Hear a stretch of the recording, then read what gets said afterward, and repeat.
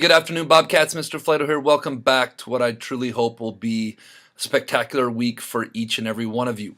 On this week's B.O.B Lesson, going to dive a little deeper into responsible use of technology. Whether you are using one of these things, whether you are using one of these things, whether you are using one of those things. Technology is so wonderful in this day and age, 2017.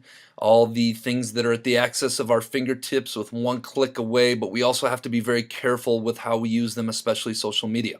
So I'm going to dip on those things a little bit today. Let's get rocking and rolling. Hope each and every one of you have a great week at B. Helen Middle School. All right, and we are off on B.O.B Lesson, Responsible Use of Technology, Part 2.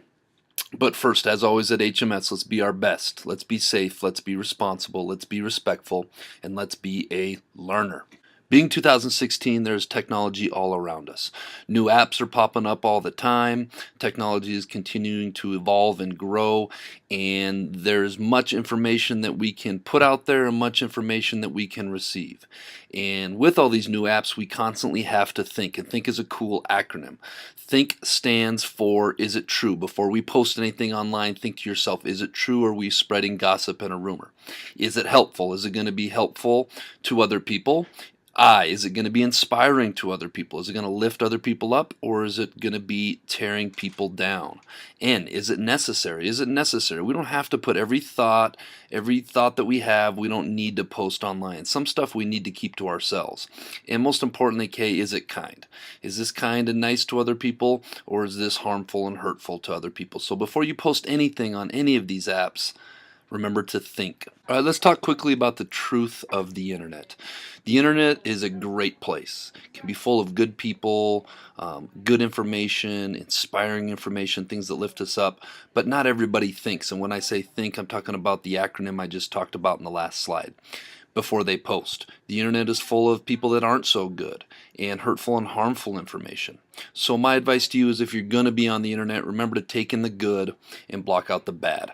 I, for one, do not deal with negativity on the internet. So if somebody is constantly negative on the internet, I either unfriend them, I unfollow them, I delete them, or I haven't had to block anyone, but if somebody was super bad and trying to get at me, I could block them. Unfriend, unfollow, delete, or block anyone or anything that could be harmful to your well-being. And I like this little thing off to the left. And it says, Tim is on the internet, he sees something that offends him. And there's lots of that out there on social media. But he ignores it, moves on with his life. Good move, Tim. He ignores it and moves on with his life instead of getting caught up in the drama and engaging with it. Something to think about. I'm going to share with you why I'm not personally a huge fan of social media. And social media has really become very popular the last 5 to 10 years. There's new apps, new social media sites coming up. Snapchat is recently new. And this is why I'm not a huge fan of social media. People of all ages, adults do this well, tend to paint a facade or a picture of how their life is. Many times this facade is really inaccurate from reality. And many times this creates negative emotions in other people, sadness, jealousy, anger, etc. A lot of people like to brag, and a lot of people like to showcase just the best in their life. And this can lead to negative emotions in other people, adults included. I know when I see somebody that just took a new trip or just bought a new car, I know that a lot of adults kind of leaves that feeling of, I wish I could have that, or I wish I could have a new car, or do those things. Adults are no different than you kids that are listening to this B.O.B message. I'm not a huge fan of social media because it gives a forum to disrespect other people.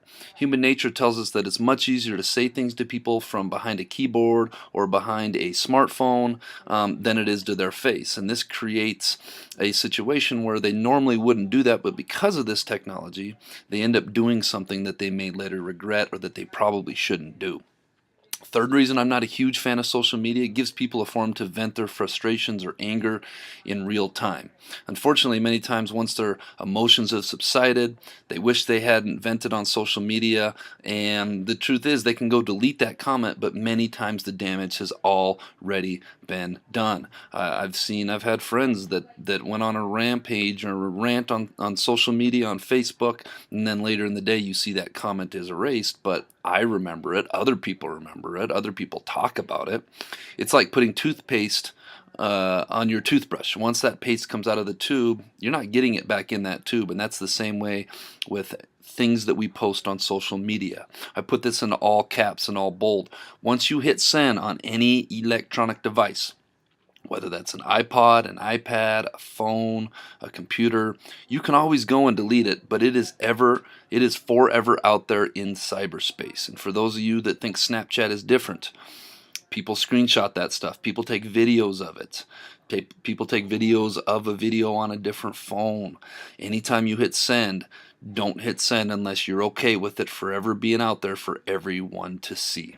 Phones, iPods these days, they have cameras on them. Back when we were growing up, your teachers were growing up, you had to have an actual camera that you would have to take to Bergam Drug or Walgreens and get it developed before you could do anything with it. Nowadays, you can take a picture really quickly. So I want to share this flow chart with you very quickly when it comes to pictures. Okay? Ask yourself, is it a good photo? If yes, then you can move on. If not, maybe we don't need to be posting that and sharing that with others. Would my friend agree? Doesn't matter if that picture is of your friend. It doesn't matter what you think. It's about what they think. If they don't like it, play nice. Put that photo away, delete it, get rid of it. Could it get my friend into trouble? This is pretty common sense. If the answer is yes, we shouldn't be posting it. If the answer is no, then maybe it's okay to move on. So my friend is okay with it, but how might it affect me? Am I aware that anyone can share it? Once that photo is out there and it is digital, it is easy to copy, paste, send it, post it, screenshot it, and that picture could make its way around the world, literally around the world, within 10 seconds. Think about how scary that'd be. A good measurement is, would I be okay with my grandma seeing it? If the answer is no, probably don't need to be sharing that on social media. Probably need to delete it. And a year from now, will I feel good about making this public? I go back and look at some of my social media stuff from when I was a little younger, and I'm kind of like, what was I thinking? So think about it. Are you going to feel good about this a year from now? If you can answer correctly at all those answers, then go ahead and share away. If not, maybe let's keep that private. All right, when I was doing my school this summer at MBI, all of our teachers, we do continuing ed to be better professionals, to help you guys more, to be better at our jobs. I went to a really interesting conference with a man named Kevin Honeycutt, and I want to share some of his thoughts that struck me for this B.O.B lesson. Social media is as safe as the people who see it forever, meaning the things you post out there, it's as safe as the people that can see it, their friends that can see it, their friends that they share it with, and once you post it, it is out there forever. So something to think about. You are what you post online. You are who you associate with online. Let's start with that first part. You are what you post. Okay, that becomes your work. That becomes an extension of the perception of who you are as a person. So if you're using foul language out there on social media, you're posting about things that you shouldn't be posting on, the perception is that represents who you are. So think about it. Also, the people that you retweet, the people that you are friends with, those are your associates. That's how you're going to get judged. That's how you're going to get perceived as being that type of person. So think about the company you keep online. The minute you post something online, it's copyrighted. It is no longer yours. You post something on Instagram, it is now property of Instagram. You put something on Snapchat, it is now copyrighted, and it is property of Snapchat. So something to think about there. Don't be famous for stupid. It doesn't lead to anywhere. In other words, don't be famous for putting stupid things out there. Let's think about the things we put out there. Be famous for being and doing amazing, positive things. I really like that quote from Kevin Honeycutt this summer. Your old best friend forever that is no longer your BFF, your old boyfriend, your old girlfriend, your old friend, your old enemy, etc., still has your chat history from 2 years ago. Think about that. Whenever we're texting, whenever we're putting something on social media, whenever we put something out in an email, even though I know you guys don't email very much, direct message, those people will hold on to those conversations. You don't want to be embarrassed years later about putting something that you shouldn't have put out there. Before you hit send on any of those things, stop and think, please. Finally, what will your college coach or college admissions person's future employer think about what's on your social media someday? I know more people that get fired from the things they put on social media, lose their job, lose their place on a sports team because of the stuff that they put out there People check, employers check. The first thing they go do, look up somebody's Facebook page. College people, college coaches, they go look at somebody's Twitter page, somebody's Instagram page to find out what they can about that person. Look at the second posting. You are what you post online. I'd like to share this with you. I found this on Twitter, which is, by the way, my favorite social media because I like it. It's all positivity. It's all good stuff. But what does your social media say about you? I found this on Twitter. This was a recruiting coach from Penn State, dropped another prospect this morning due to his social media presence. Actually glad I got to see the, quote, real person before we offered him a scholarship. How about this one from Duke? Our jobs depend on the young men that we recruit. Your social media pages say a lot about your character, your discipline, and your common sense. Or how about this one from Southern Methodist University? Came across an awful Twitter account today. Shame. The kid was a really good player too. On to the next one. Get a clue. You can be a great player, you can be a great whatever in life, but if you are having a negative social media presence out there, it's going to come back to harm you, and I think this is only going to get worse as we get older and move on in society.